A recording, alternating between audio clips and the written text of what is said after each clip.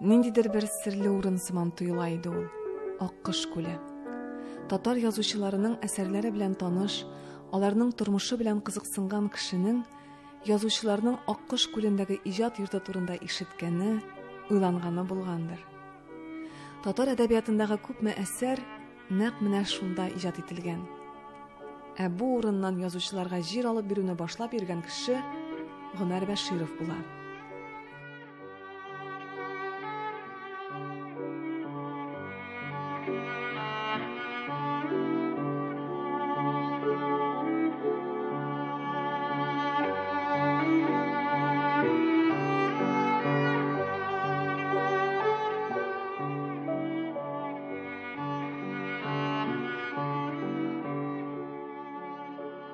Урман эчендәге бу аулак урында хәзер дә язучылар яши әле.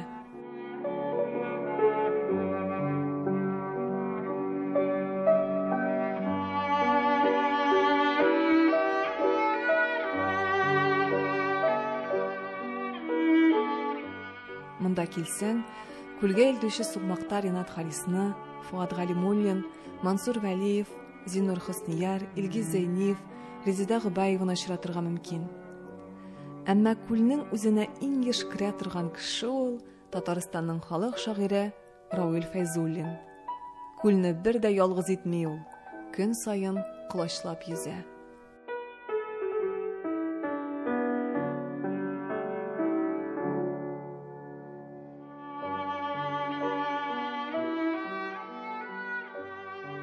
Бу язучыларның иҗат йорты 50нче елларның башында оештырыла.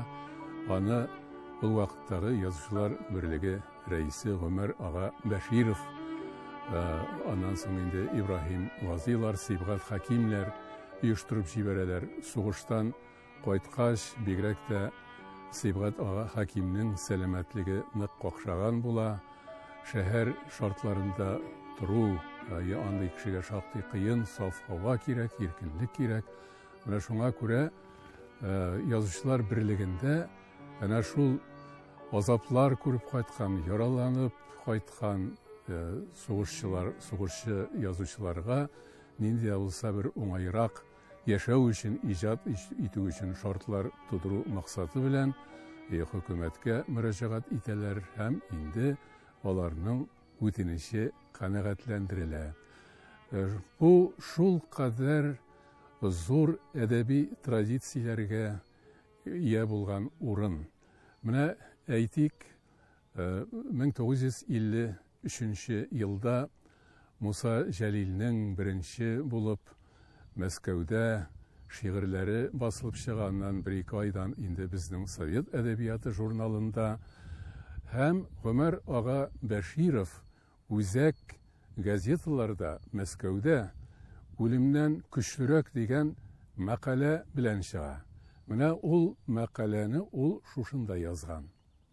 Күрәсез, шуннан соң Муса Җәлилнең һәм аның көрәштәшләренең исеме бөтен дөньяга яңгырый. Бу инде язучылар берлеге җитәкчесенең мондый мәкалә белән чыгуы Муса Җәлил иҗатына, шәхесенә игътибарны юнәлдерә. Аның турында инде матур итеп, уңай итеп, батыр итеп язарга мөмкин дигән сүз була бит бу. Менә шушы мәкаләнең әһәмияте шул кадәр зур була. Менә шушындый традицияләр белән һәм инде әлбәттә Сибгат ага Хаким үзенең сугыш турындагы поэмаларын, курс дугасы дип атала, соңыннан инде бераз исемен дә үзгәртте, поэмасы һәм башка әсәрләре дә шушында. Һәм инде әйтергә кирәк, Хәсән ага Туфан.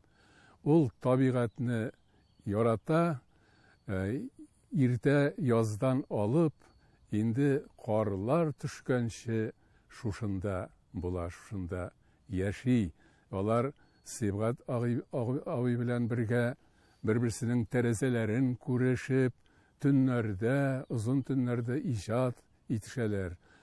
Һәм инде әлбәттә Гомәр ага Бәширов.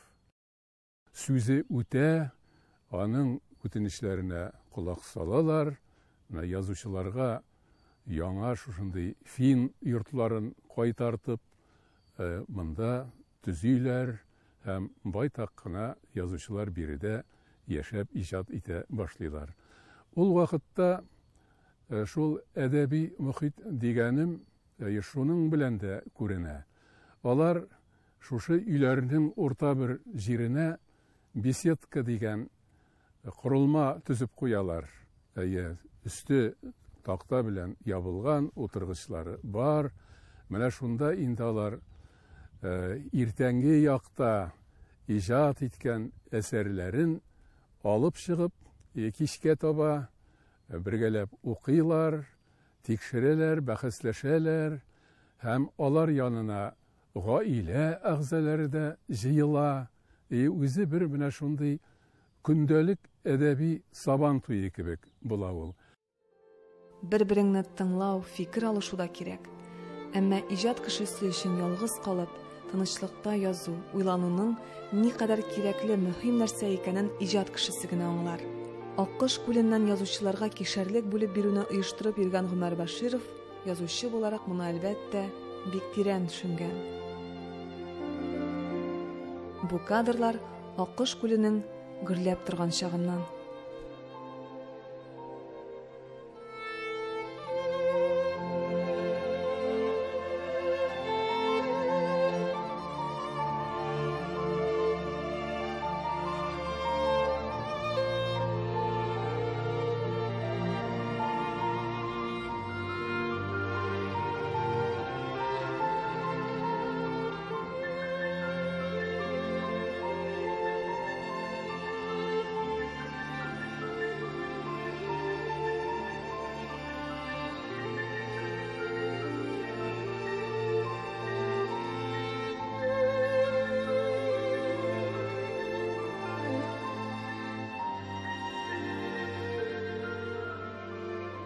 Безнең дәвати дәвани белән бергә яшәү, тәрбия процесслары күбрәк Аккош күлендә уза иде. Чөнки май ахырында безне алып китәләр иде дә алар.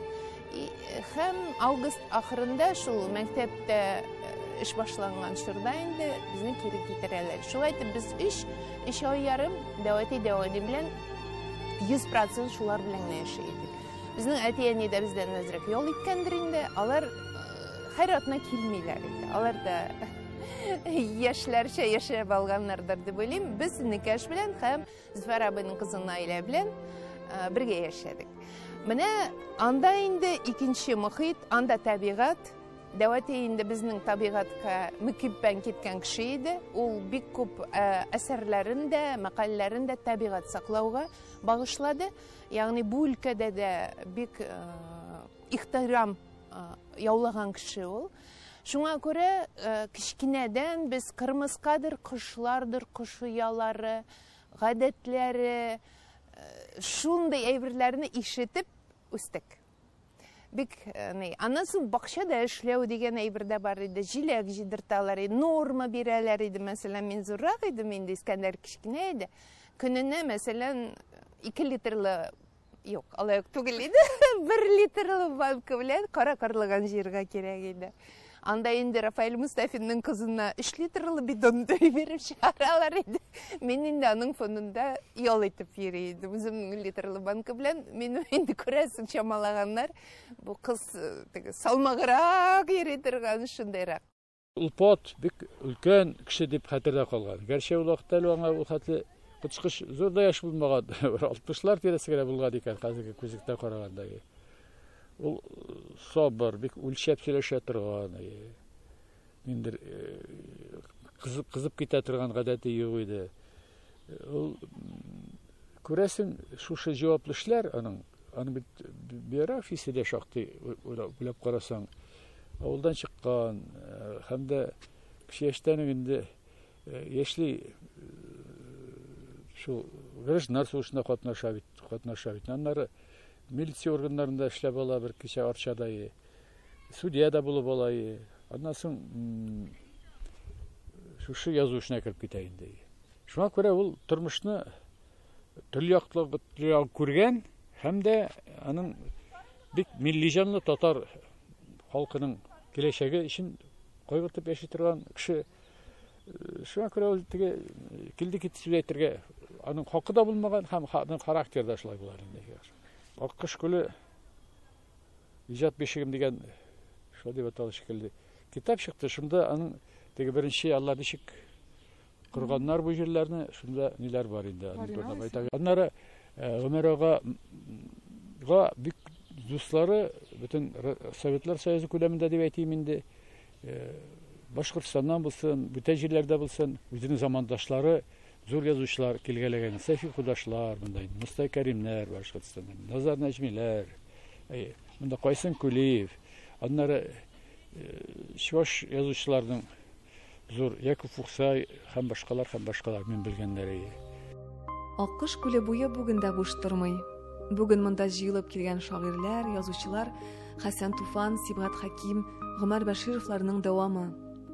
Бүген дә монда әдәбият, сәнгать, иҗат, матурлык турында әңгәмәләрне дөрләтеп җибәрерлек учак урыннары бар.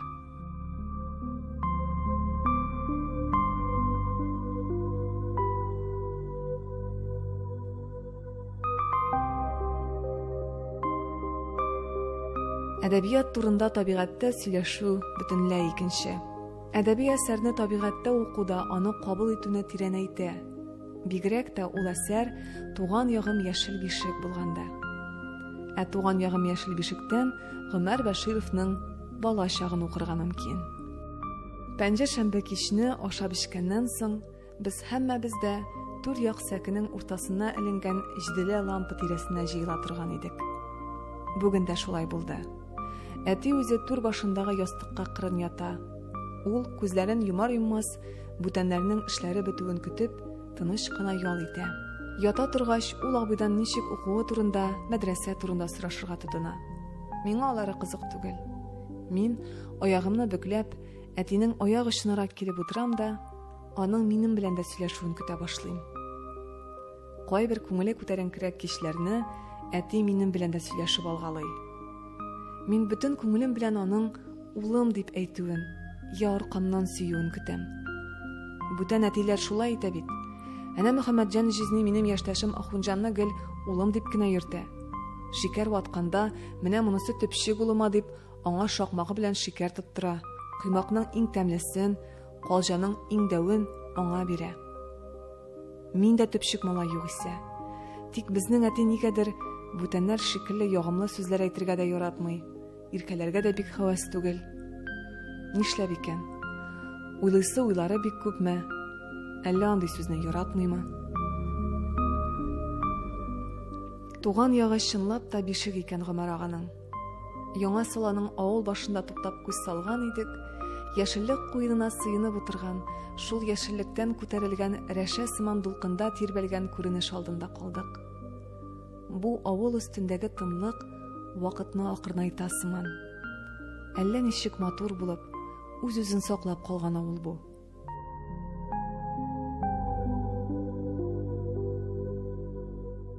Йортлары шул кадәр матур, кешеләре ягымлы әйтерсең, син аларны инде күптәннән беләсең. Һәр очраган кеше таныш гүя. Бәлки Гомәр Бәшировның әсәрләрендә очраштыргалаган булгандыралар. Һәм һәр кайсының Гомәр ага белән бәйле үз хатирәсе бар.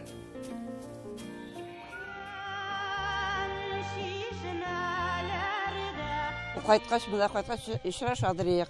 Ул инде без теге аталарның нигезендә тордык, абыйсының һәм дабының нигезендә тордык без. 7 ел тордык анда. Ул анда кайткач инде керәдер. Абыйсының нигезе бит.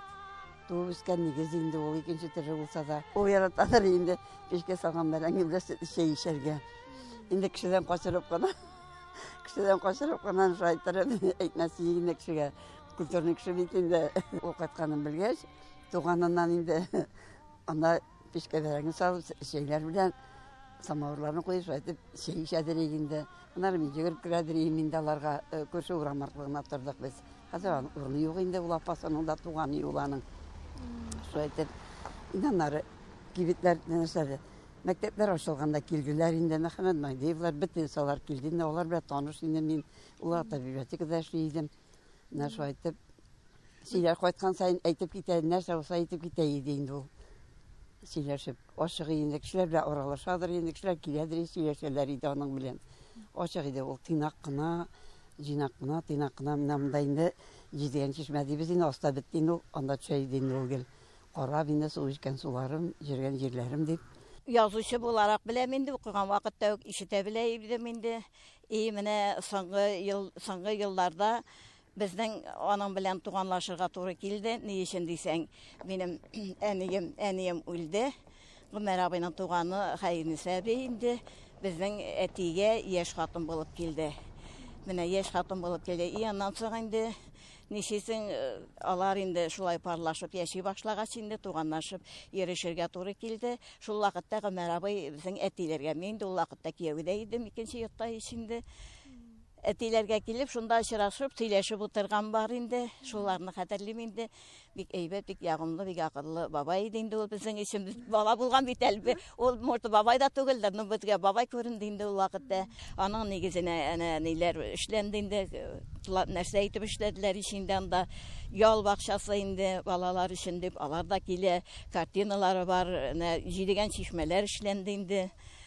Шулай итеп, шундый истәлекләр без онытмыйбыз аны бер вакытта да.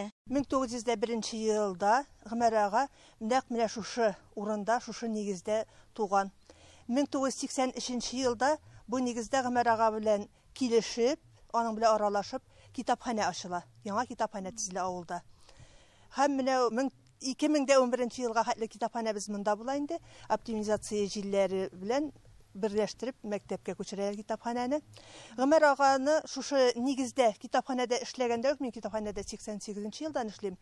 Аның белән аралашып, хатлар алышып тордык. Аның ул вакытларда әле туганнары да исәние, алар турында гел хәбәрләшеп, үзенең китапларын, газета, журналларда чыккан мәкаләләрен гел почташып җибәреп торды инде. Кунакларга кайтып, теге авыл белән танышып, элекеге елларын искә төшереп, урманнарда, су буйларында йөрергә яратадыр ул. Гомәр аганың әсәрләреннән иң яратканы үзе безнең авылга багышлап язылган Туган ягым яшел бишек әсәре. Менә шушы әсәр аша авылыбызның үткәнен беләбез. Аның тарихын, авылыбызның тарихы аңа карап язылды, менә аның әсәрләренә карап. Монда инде ул язган әсәрдә авылыбызның һәрбер кешесе таныш. Һәрбер персонажы үзе безнең кеше. Таныш һәрбер йөзләр, таныш исемнәр анда безнең. Гомәр Бәширов көндәлегеннән. Хәтеремдә 1913 елда әти Казанга солы сатарга дип чыгып китәр алдыннан өйдәгеләргә: "Әйтегез, Казаннан кайсыгызга нәрсә алып кайтыйм?" диде. Бүтәннәр кайсы яулык, кайсы кәләпүш үтенделәр. Мин исә Әбүгалисина китабын алып кайт дидем. Ул минем гозеремне үтәгән. Китап кибетен эзләп табып, миңа Әбүгалисинаны алып кайткан иде. Пешән базарында китап кибете юклыгын да белә идем. Димәк, ул китап кибетен читтән эзләп тапкан. Ул елны әтинең яше 60-тан узган иде инде. Моның өчен мин атама юньләп рәхмәт әйтә белдемме икән, хәтерләмим. Әмма китапны укый башлагач, мин аннан аерыла алмадым. Әни, керосинны юкка рәмитәсең дип утны сүндергәч, мин китапны тәрәзәдән төшкән ай яктысында укуны дәвам иттем. Гомәр Бәшировның көндәлегеннән. Кечкенәрәк вакытта мин үзебезнең болын кырыена төшеп утыра торган идем дә, моңаеп, бөтен дөньямны онытып уйга кала идем. Болын өстендәге төрле чәчәкләр, алар өстендә очып йөргән күбәләкләр, бал кортлары. Буларның һәммәсе өстенә ягымлы нурын сипкән кояш миңа шундый матур, күңелле, йөрәкне сихерләгән булып күренәдер иде. Мин шунда кузгала алмыйча озак утыра торган идем. Аннан соң нигә мин буларны төшереп ала алмыйм икән? Моны художник булып, менә шушы күренешне төшереп алсаң иде дип уйлый торган идем. Төнлә белән безнең алмагачка сандугачлар кунып сайрый иде.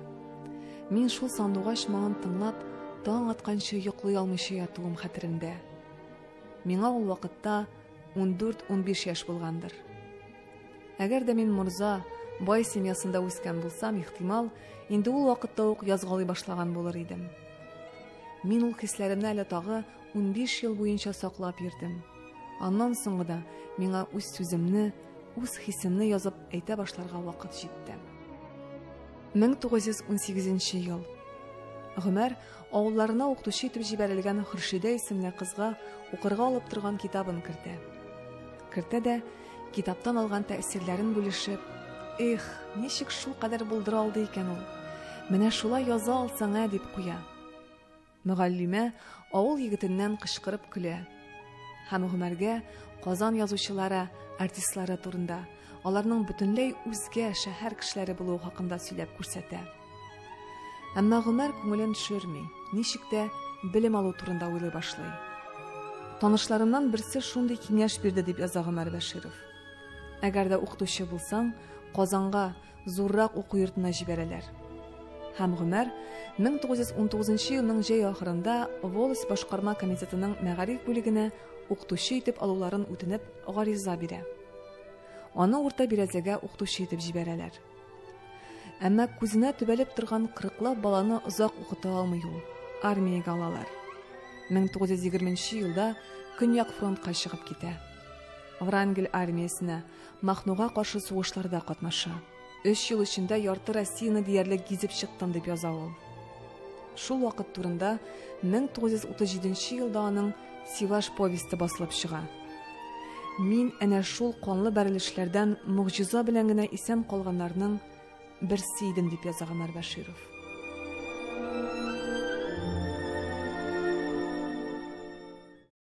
Ол ешқана сөйледір, ничек итеп Украинада Махну артынан куып жүргәннәр. Менә бу Сивашка килгәндә, ул теге перекопта Юшынны штурм белән барганда, ул әйтәдер, безнең ротада ялгышмасам 47 кеше булган. Ул полный комплект түгел инде, ротада 90-нан артык кеше булырга тиеш. Шул Юшынны узгач, җиңеп чыккач инде, анда ротада беләсеңме күпме кеше калган? Ни барысы 17 кеше. Ул тиф белән авырый башлаган. Бик каты авырган, ул агын җуйган, аны поезга утыртып җибәргәннәр. Ул агына килгәндә инде Мәскәү вокзалында булган. Аны күршеләре, вагондагы күршеләре ничектер алып барганнар инде.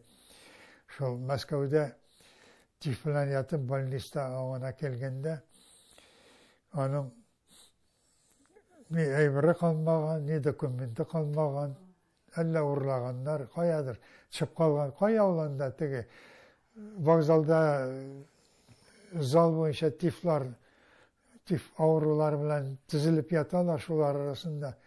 Аның ниләре югалуы гаҗәп түгел. Менә шуларны узган кеше ул. Ярый, кайтты инде ул монда Казанга, аннан соң Арчага, аннан соң Яңасалага. Яңасалага кайтса, 21 ел була инде. Анда ачлык. Аның өендә шәраб буш бер кеше юк. Чөнки аның абыйсы Хәмзә абзый гаиләсен алып, ачлык башлагач киткән Себергә, Томск өлкәсенә. Шунда алар исән калганнар. Совет вакытында да хәзер дә ул турыда бик сөйләмиләр. Анда Америкадан килгән ниндидер бер ярдәм булган. Армамы ничекме? Документларда бар ул. Менә алар шул ачлык тоткан кешеләргә бутка пешерә торган булганнар. Әти шунда ниндидер сыйфатта шул оешмада эшләп, ничектер исән калган шул ачлыктан. Дәүләтенең икенче бөтен дөнья сугышында булганда, командировкада булганда, шул турыда бик аз сорашканмын. Ул үзе сөйләйдер, ләкин ул бик үлчәп кенә сөйләр иде бу турыда. Мөмкин булганда мин дәүләтенең истәлекләрен укып, аның турындагы документларны карап чыгып, менә шул тәҗрибәне булдырырга тырышам. Бер урынга җыярга, бер архив буларак җыярга тырышам. Монда инде минем апам да бик зур эшли, хатыным да ярдәм итә.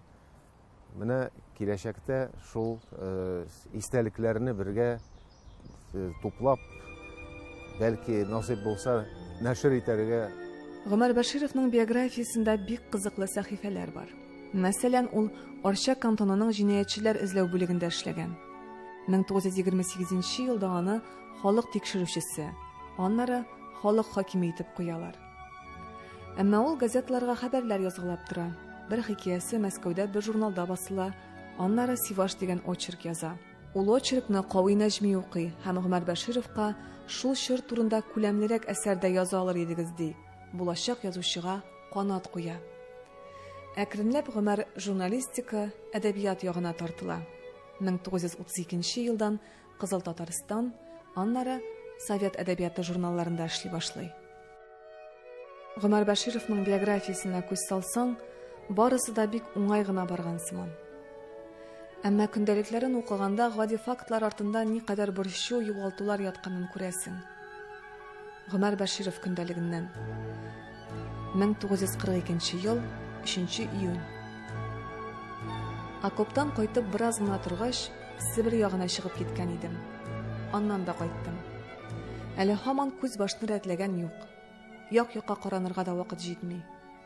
Җитмәсә, тагын радиокомитетка күчерделәр. Анда да эш күп. Аның өстенә военкоматтан бик нык эш кушалар. Әле менә бүген чакырып, бик яман пешереп алдылар. Военком миңа әйтте: "Бу юлы мин сезгә 100 сум штраф салам, выговор бирәм. Ә икенчесендә под суд аттам", диде. Ничего бит?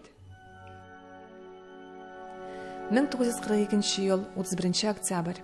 Кичә 2 айда 10 көн йөреп фронттан кайтып төштем. Кичә төн буе җилкәгә күтәреп күпер төбеннән утын ташыдык. Иң башлары авырта. Зарар юк, сугыш вакыты. Утынын таба алсаң, җәһәннәмгә барырга да риза булырсың. 1943 елгы Казанны күз алдына китерә аласызмы? Менә Гомәр Бәширов радиокомитеттан эштән чыга. Шунда театр янында егылып пара түлеп ята. Бераз арарак киткәч, тагын берсе торырга маташа. Әмма тора алмый. Сугыш вакыты. Атлар аш, халык аш. Шул көнне көндәлегенә язган юллар. 14 март 1943 ел. Иҗат эшен юксыну һәр вакыт күңелне борчып тора. Менә ничә ай бит инде кулга каләм алып, үзем өчен бер нәрсә яза алганым юк. Радиокомитетта шундый кысынкылык, шундый күзәтү, шундый ваклану, ул хәтта минем шикелле хезмәтем, тоткан урыным буенча кайбер вак-төяк кагыйдәләргә буйсынмаган кешегә дә бик авыр. Казёнщина. Үз өстәлемдә язып утырганда кай вакыт ГГ минем артыма килеп, бу үз әйберен язып утырмыймы икән дигән сыман, минем язган нәрсәләремне карап китә. Нинди ваклык. 1951 елның мартында Гомәр Бәшировның «Намус» романы турында «Культура и жизнь», аннан соң «Правда» газеталарында мәкаләләр басыла. Шуннан соң телефона тынып тормый язучының. Котлаулар, куанулар. 11 мартта Гомәр Бәширов көндәлегендә булай дип язып куйган. Әмма иң куанычлысы шул, минем китапны бит Сталин үзе укыган. Әйе, үзе укыган. Ул турыда үзенең фикерен әйткән. «Намус» 1948 елдан ук басылып чыккан була. 1949дан башлап, аны ел сайын Сталин премиясенә тәкъдим итәләр. Әмма шактый тәнкыйтьлеләр дә ул премиядан төшеп кала бирә. Ләкин Сталин үзе фикерен җиткергәч, мөнәсәбәт үзгәрә. Гомәр ага булай дип яза. 1951 ел 4 июль. «Намусны язганга байтак вакыт узган иде инде. Аннан соң рус совет әдәбиятында минем китапка караганда күп өлеш яхшы әсәрләр чыкты. Шунлыктан мин намусның яңадан калкып чыгып, ниндидер формада телгә алынуын көтми идем. Минем өчен аның халык тарафыннан үз вакытында яратып укылуы бик җиткән. Мин шуңа да бик канәгать һәм шат идем». Менә бу әсәр турында төрле фикерләр булды. Гомәр ага ничектер сугыш чорын җиңелрәк итеп, романтикрак итеп сүрәтләгән дип, ул чор бик авыр иде дип әйтеп, ләкин авыр чорның да романтикасы булмый калмый. Һәм Гомәр ага моны күргән һәм сәнгатьчә хәл ителешендә бик оста файдаланган. Менә бу Нәфисә образының прототипы, ул зур бәхетсезлеккә очраган хатын. Ул башта Мөслим Актаныш якларыннан йөреп кайтканда ишеткән шушы хәбәрне булганынча сүрәтләргә тели. Ләкин уйлый, мин шулай итсәм ничек булыр икән? Халыкка кайгы килеп тора, кара кагазләр килеп тора. Инде аларның шушы кайгыларына тагын бер кайгы өстимме? Һәм шуңа күрә ул нишли әлеге Нәфисә образын сугыш вакытында авырлыкларга бирешмичә, бүтәннәргә үрнәк күрсәтеп, шушындый фидакарларча хезмәт итүче һәм җәмгыятьтә зур абруй яулаучы килен итеп күрсәтә. Бу ул вакыт өчен бик кирәк иде. Әле бая әйттемме, теге Сталинның дәрәҗәсе төшкәннән соң бер профессор булган кеше, хәтта әдәбият профессоры, җыелышта шулай дип чыгып әйтте. Хәзер Нәфисәләр заманы узган инде. Нәфисәләр заманы узган. Ягъни намус, батырлык заманы, эшчәнлек, тырышлык, әйбәтлек заманы узган булып чыгамын. Шулай булып чыга. Ягъни теге вакытта язылган әсәрләрнең хәзер кыйммәте юк фәлән дигән. Ләкин бит Нәфисәне мин язган булсам да, Нәфисә бит ул мин каяндыр түшәмнән уйлап чыгарган кеше түгел. Ул безнең тормышта бар иде. Авылда безнең андый хатын-кызлар бик күп иде. Мин әле аларның батырлыкларын бер өлешен генә күрсәттем. Бу аларның батырлыкларының 1000дән 1 өлеше, 100дән 1 өлеше булырга мөмкин. Шуның өчен теге Нәфисәне менә башырып язган, аңа Сталин премиясе биргәннәр. Шуның өчен генә ул әсәрне теге шитләтү ул һич дөрес түгел. Әсәр үзеннән чыгып хәл кылырга кирәк. Менә шул вакыттагы, сугыш вакытындагы халыкның сугыш вакытындагы тормышын дөрес биргәнме ул? Менә шуннан чыгып, шул вакытта үрнәк алырлык образлар булган икән, аны безгә онытырга ярамый минемчә. Ана эш вакытында кем биреп торырсың? Анысын да беләм. Хәзер Айсул апага барып карыйм. Әгәр дә ул булыша алмаса, күршеләргә барырмын. Наташа белән Нарсып мине аңларга тиеш. Ай, ансы дөрес. Нәфисә, ничек? Нәфисә, без нәрсә эшли торыйк соң хәзер? Беләсезме, кызлар? Хәзер син кадага бар. Минме? Ат чигеп кил. Яме? Кызлар менә бу кызларны барсын да, әнә теге якка ташып, ындыр табыгы әзерләргә кирәк. Яме бар исеңнәр. Барсын да уятабыз, кызлар. Мин хәзергесен яна играмин. Ул бер көнгә булса да булышырга кирәк. Бүген эшләргә кирәк барсын да, кызлар. Яме? Мин әйттем.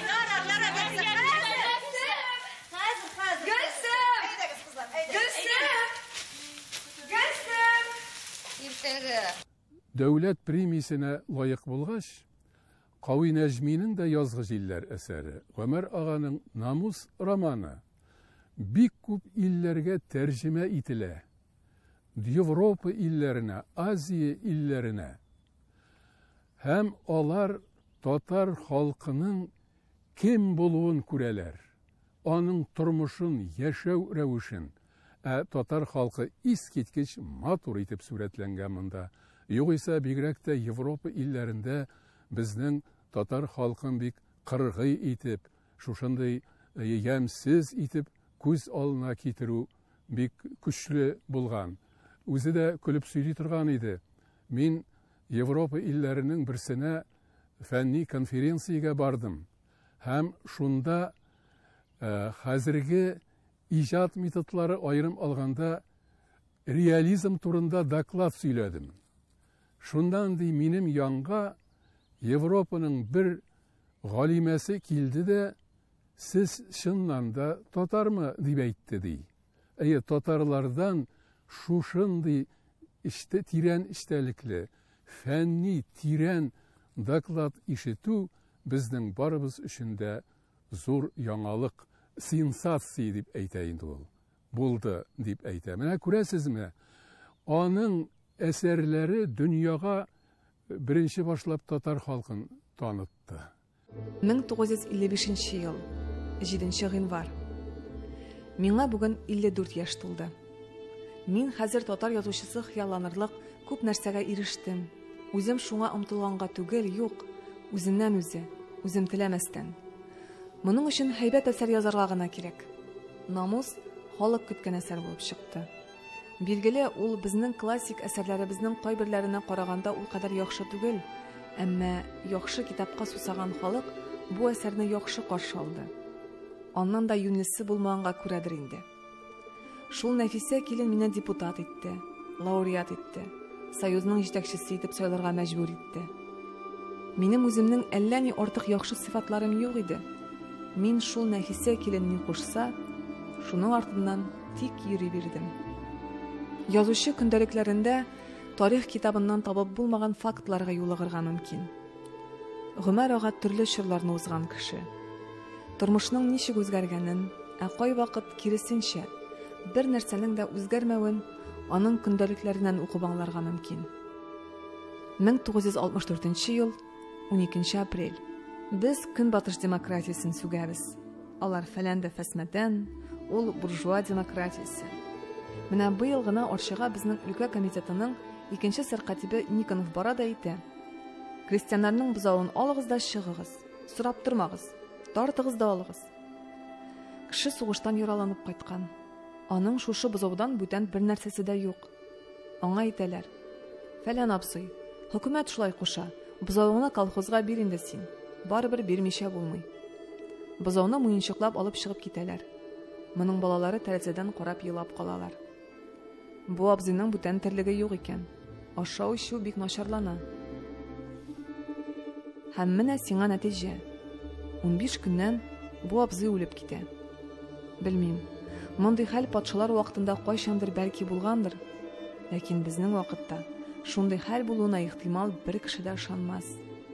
Россия. Бәхетсез ил син, Россия. 1968 ел, 21 апрель. Бу арада туган ягым яшел бишекне машинкадан гына карап утырам. Гомумән алганда бу әсәр начар булмаска тиеш кебек иде. Аның теле һичшиксез намустан һәйбәтрәк. Тагы бер ягы бар. Мемуар әдәбиятының мондые бездә юк иде. Менә хәзер булды инде. Аны мин башладым дип әйтмим. Фатих Хөснинең тәрәзәләре миңа кадәр язылды. Шулай да булай тәфсилләп язылган андый характердагы әсәр юк иде. Бу күрәсең безнең язучыларның озаграк яши башлауларының җимешедер. Элекке язучылар 40-50дә үлгәнлектән аларның мемуар язарга вакытлары булмый иде.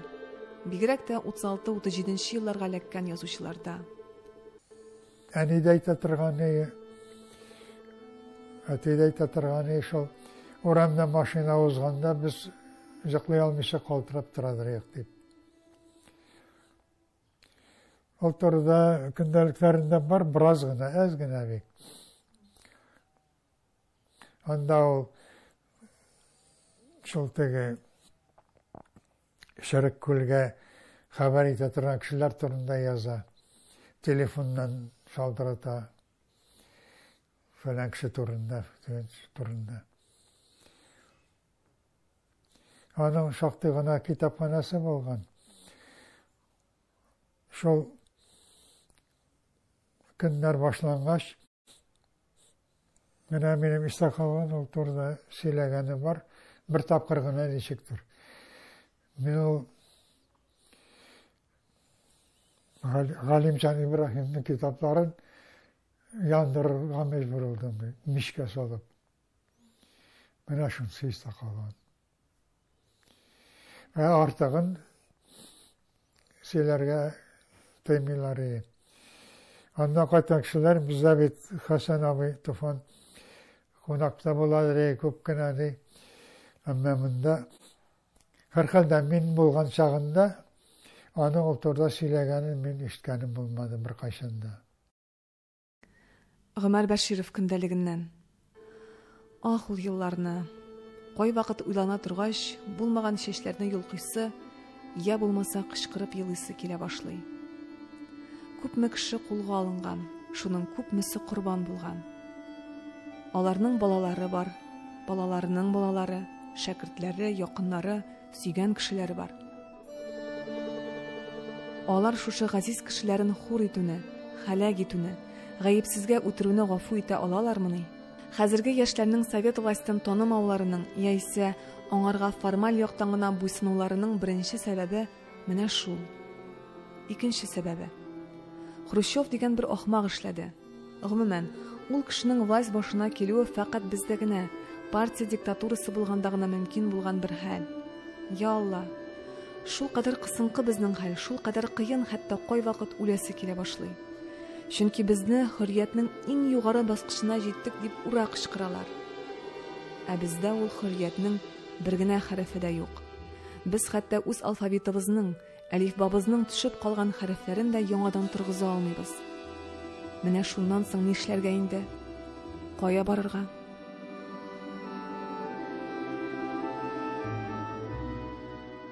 Гомәр Бәшировның туган ягым яшел бишегеннән татар халкының гореф-гадәтләрен укырга, өйрәнергә була. Гомәр ага татарның фольклорын барлаган, экспедицияләргә чыгып җыйган кеше дә бит әле. Менә көндәлегеннән юллар. 1984 ел 18 август. Без халык күңелендә сакланып килгән бик күп гореф-гадәтне инкар итеп, хәзерге яшьләргә кешенең рухи дөньясының шалтырап торган кыры кысасын гына калдырдык. Ә үзебез яшьләр әдәпсез, яшьләрдә идеал да, иман да юк дип зарланабыз. Үзебез гаепле. Чөнки үзең нинди, балаң шундый. Гомәр Бәширов ул бит әдип язучы гына түгел, ул фольклорчы. 40-нчы елларда ул районнарда жүреп әкиятләр җыйган. Ә менә ул язып алган әкият бар, Гөлчәчәк исемле. Беләсезме сез әкиятны? Менә ул әкият аерылып тора ул бүтән әкиятләргә караганда. Анда бит җырлар бар. Бүтән бер әкиятта да андый юк. Анда Гөлчәчәк җырлый, убырлы карчык җырлый. Гаҗәп, минем менә иң яраткан әкиятым шул. Безнең шундый гадәт бар гаиләдә. Безнең менә анда бүлмәдә бер диван шикелле нәрсә бар, без аны кәнәфи дип җыртадырык. Борынгы сүзе кәнәфи аның. Кичләрен әти эштән кайткач, ашагач кеш булгандыр, кич белән безне җыеп, минем апам Лилияны үзе шунда утыртып, безгә әкият сөйли торган иде. Дәвәти безнең менә оныклар белән махсус тәрбия эшен алып бара иде. Ул инде педагог кеше булган, коны буенча, сәләтләре буенча да. Ул безне фәлән яшькә җиткәч, фәлән китаплар бирә иде. Менә моны укы дип. Ягъни аның ниндидер бер программасы булган башында. Дәвәти мине махсус музейларга йөртә башлады. Менә хәтерлим. Кышкы каникул җитә, по плану Дәвәти мине музейга алып бара. Милли музей, ул вакытта государственный музей, шулайрак дип атала иде. Ягъни минем белән йөри. Ул инде аны үзе 100 тапкыр күргән, ләкин ул мине тәрбияли. Һәм фәлән яшькә җиткәч, Дәвәти мине бер заман, 1 ел, 2 ел булды микән, ул опера һәм балет театрына йөртә башлады спектакльләргә. Балетка алып керә. Шүрәле, алтын чәчләр, менә мин аларның барсында, рус классикасын, мен аларның барсында карадым, тыңладым. Киреп утырабыз, шуннан тәнәфес вакытында Дәвәти чыгып керә. Без икәү бит инде парлашып утырабыз, матур күлмәк кигән. Мин кичкенә инде ничә бер 6нчы класс булганмын микән, 5. Шунда кичкенә кыз. Шуннан Дәвәти керә, бер тартма конфет алып керә миңа.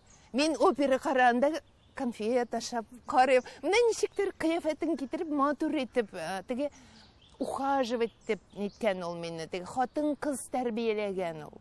Әгәр дә мин хәзер ниндидер бер үзенә күрә бер хатын-кызмын икән, ул бит гаиләдәге ирләрдән бик күп тора. Минем әтинең мөнәсәбәте менә өйдәге хатыннарга, кызларга һәм Дәвәтинең. Дәвәти безнең соңгы көннәренә хәтле джентльмен булып калды.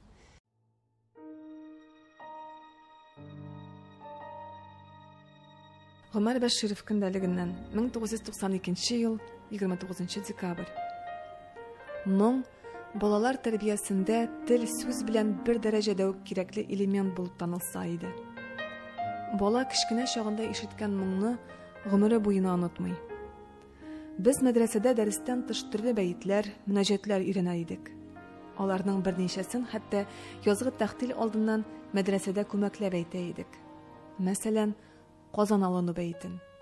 Мин әнә шул бәйтнең көен 80 еллар узганнан соң да, менә хәзер дә хәтерлим. Минем фикеремчә, халыкның моңы төрле көйләр ярдәмендә бала күңеленә сабый чакта ук бишек җырыннан башлап ук сеңдерергә кирәк. Бала халык моңын тел белән, аның сүзләре белән бер үк вакытта һәм телне өйрәткәндәге кебек үк излеклелек белән өйрәнергә тиеш. Моның өчен халык моңнарын балалар үзләштерерлек дәрәҗәгә китереп, төрле инструментларда уйнап күрсәтергә, ноталар, төрле куллану әсбаплары әзерләргә, халык педагогикасын кулланырга, моңларны көйләргә салырга кирәк. Bizim bir zor tarihimiz var. Bizim kileşegimiz menə şuşu yapında da tügül, Amerika örneği de tügül, bizge Tatar halkının en yaxşı sıfatların əməliyyə aşıratırğan düzülüş gerek, stroy gerek mi? Tatar halkının en eybət sıfatları müstakillik ol, benimşə əli halk tırmışının tışkı yağı, ofisiyel yağı.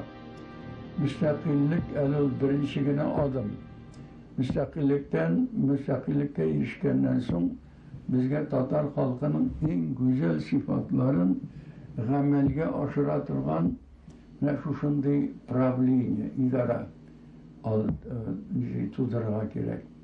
Tatar halkı gədil kişi, bik tırış halı bol, yalğanlamitırğan halı bol, işçen halı bol, onun tüp sıfatları şul. Bizim kileşegimiz şuşu meselelerge nigizlengen bulurğa deyiş. Bizge bəxtini bir kişide getirip bilmey, özümüzge tırışıp, bütün yaxşı sıfatlarımızı, müstakillik bizge Tatar halkının en yaxşı sıfatlarını aşıp biriye yardım eterge deyiş. Гомәр Бәшировның көндәлекләрен укыганда, үлем турында уйлануларына еш юлыгасың. Кешенең ничек үлүе ул сер. Һәркем ул серне үзе белән теге дөньяга алып китә дип яза ул. Менә 1965 елда 2 октябрьдә көндәлегенә сызып куйган юллар. Мин һаман да әле Аккош күлендә утырам. Салкын җилләр исә башлады инде. Яфраклар бик яман коела. Төннәрен кыраулар төшкәли. Иртә белән турып чыксаң, бүтән җир өсте ап-ак кырау. Күңелсездә. Кешеләр китеп бетте. Ә мин һаман шушында, табигатьне бик яратам. Әле шушы арада гына без бакчада йөргәндә, зур пишмак булып, торналар китеп барды. Кәшке кеше гомердә шулай уссачы. Картая башлагач, кайдадыр китеп барасың да, аннан яшәреп кайтасың. Аннан яшь дәрт, яңа дәрт алып кайтып, яңадан иҗат итә башлыйсың. Шулай мәңге дәвам итә. Бәшировләр, Шамовлар, Хәсән Туфаннар заманда Аккош күле юк инде ул хәзер. Ләкин булганын саклап калып булса, бик әйбәт булыр иде. Бу дәүләтенең исемен генә саклап калу түгел. Бу Аккош күлендә яшәгән һәм иҗат иткән барлык татар язучылары, шагыйрьләр, публицистларның мирасын саклап калу. Алар барысы да татар әдәбиятына бик кадерле. Һәм Аккош күленә шул татар әдәбиятының музей итеп саклап калдырырга кирәк, минемчә. Янында гөр килеп Гомәр Бәширов, Зәки Нури, Риза Ишмурат, Сибгат Хаким, Хәсән Туфаннар йөргән, бәхәсләшкән, фикерләшкән Аккош күле. Бер үзе калып, Гомәр Бәширов радиодан кичке концертта Гөлҗамал, Кара урманнарны тыңлап моңланган Аккош күле. Верандасында утырганда кинәт күңеленә килгән юлларны Хәсән Туфан кечкенә карандашы белән блокнотына тиз-тиз язып куйган Аккош күле. Гомумән, Хәсән Туфанның Аккош күлендә язган шигырьләре күп. Әнә шуларның берсе менә хәзер Гомәр Бәшировны һәм аның белән бергә башка татар әдипләрен искә алганда күңелдә яңгырый. Җитә кичләр, җиләс җилләр, исәләр дә исәләр. Шитен менә кирсәләр дә, исән әле дисәләр. Кичке җилләр сер сөйлиләр миңа түгел, гөлләргә. Синнән аерым көннәремдә мин сүз кушыйм кемнәргә.